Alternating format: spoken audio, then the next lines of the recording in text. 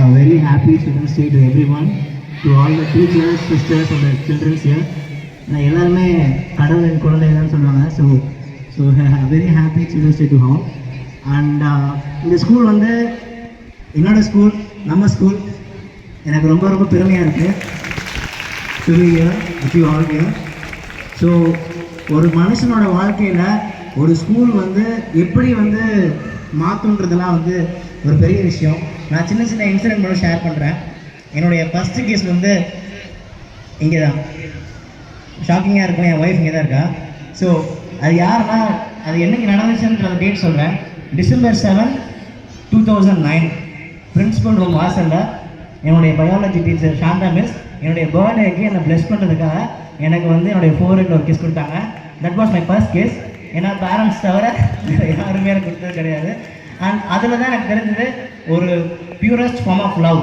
ஒரு டீச்சர் வந்து குழந்தைக்கு தர முடியும். இப்போ என்னுடைய குழந்தைய நான் லவ் பண்ணுறேன்னா அது என்னுடைய குழந்தைன்றதுனால. ஆனால் டீச்சர்ஸ் வந்து அவங்க எல்லாருமே லவ் பண்ணுறாங்கன்றது வந்து அது ரொம்ப ஒரு பெரிய விஷயம். அண்ட்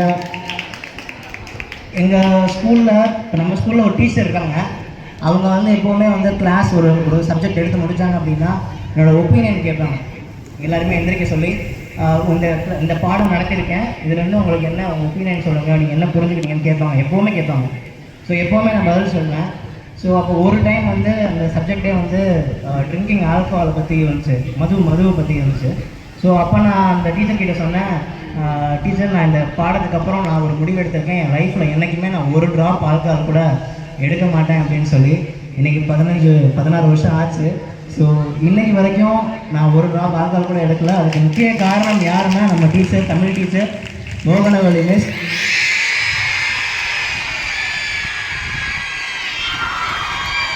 நான் இன்னும் ஒரு 10 வருஷம் கருத்து சொல்லலாம், நான் எப்படியுமே ஒரு ட்ராப் ஆல்கஹால் கூட எடுத்துருக்க மாட்டேன். அதுக்கு மெயின் காரணம் வந்து மிஸ் தான். ஏன்னா நான் படித்த இடத்துல எல்லாமே ட்ரிங்க் பண்ணுவாங்க, என்னை ரொம்ப கம்பல் பண்ணுவாங்க. பட் எனக்கு வந்து அந்த எண்ணம் சுத்தமாக வந்ததே கிடையாது. அண்ட் எப்போவுமே எக்ஸாமுக்கு வந்து சயின்ஸ்லாம் நம்ம எக்ஸாம் எழுதுகிறோம் அப்படின்னா நம்ம வந்து ட்ராயிங்லாம் வரைவோம், டயக்ராம்லாம் வரைவோம், எல்லாம் பண்ணுவோம். நாங்கள் வந்து தமிழ் சப்ஜெக்ட்டுக்கே வந்து திருவள்ளுவரில் நான் வரைஞ்சிருக்கேன் என்னுடைய எக்ஸாம் பேப்பரில். ஸோ அந்தளவுக்கு தமிழை வந்து இப்படிலாம் நீங்கள் வந்து படிக்கலாம், இப்படிலாம் எழுதலான்னு நமக்கு வந்து ஒரு ஆர்வம் கொடுத்தது வந்து 2 பேர் தான். ஒன்று நான் வந்து மாணிக்கவள்ளி மிஸ் சொல்லுவேன், இன்னொன்று வந்து மோகனவள்ளி மிஸ். 2 பேருமே என்னுடைய தமிழ் ஆர்வத்துக்கு ரொம்ப ரொம்ப முக்கியமான ஆள். அண்ட் எந்த ஒரு துறையை நம்ம எடுத்தாலுமே நம்ம லைஃப்பில் நமக்கு தேவையானது 4 விஷயம் நல்லா தெரிஞ்சுக்கணும். ஃபஸ்ட்டு ஒன் வந்து டிசிப்ளின். அந்த டிசிப்ளின் வந்து உங்களுக்கு இங்கே ஸ்கூலில் இருந்து கண்டிப்பாக கிடச்சிடும். டிசிப்ளின் ரொம்ப ரொம்ப முக்கியம். அண்ட் இன்னொன்று வந்து ப்ரெசன்டேஷன். நமக்கு தெரிஞ்சது கொஞ்சோண்டாக இருந்தால் கூட அதை நம்ம எப்படி ப்ரெசென்ட் பண்ணுறோன்றது இருக்கும். அண்ட் தேர்டு முக்கியமான விஷயம் வந்து கம்யூனிகேஷன்.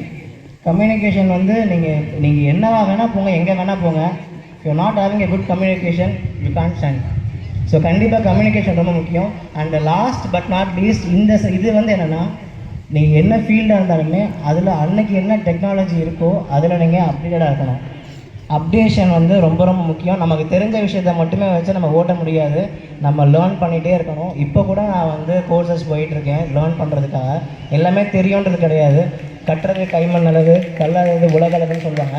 ஸோ அதனால் முடிஞ்ச வரைக்கும் நீங்கள் வந்து அதை லேர்ன் பண்ணிகிட்டே இருங்க. அது எல்லாமே உங்களுக்கு இந்த ஸ்கூல் கொடுத்துரும். ஸ்கூலில் இருந்து ஒரு மனிதனுடைய வாழ்க்கை வந்து எப்படி மாறும்னா, இந்த ஸ்கூலில் கிடைக்கிற உங்களுக்கு ஒரு பாசிட்டிவிட்டி, ஒரு ஹாப்பினஸ் உங்கள் லைஃப்பில் எங்கேயுமே கிடைக்காது. அது வந்து நிதர்சனமான உண்மை. எனக்கு என்ன சொன்னாங்க, 10th படிப்பா, 11th ரொம்ப ஜாலியாக இருக்குன்னாங்க, 11th படிப்பா, 12th ரொம்ப ஈஸியாக இருக்குன்னாங்க, 12th படித்து முடிச்சின்னா போதும் காலேஜ் ரொம்ப சூப்பராக இருக்குன்னாங்க. அதெல்லாம் வந்து அது ஒரு பெரிய ஒரு லைன் தான் நான் சொல்லுவேன். ஸோ இங்கே கிடைக்கிற ஹாப்பினஸ் உங்களுக்கு எங்கேயுமே கிடைக்காது, இங்கே கிடைக்கிற மெமரிஸும் உங்களுக்கு எங்கேயுமே கிடைக்காது. ஏன்னா இங்கே இருக்கிறப்போ தான் உங்களுக்கு அந்த இன்னசென்ஸ்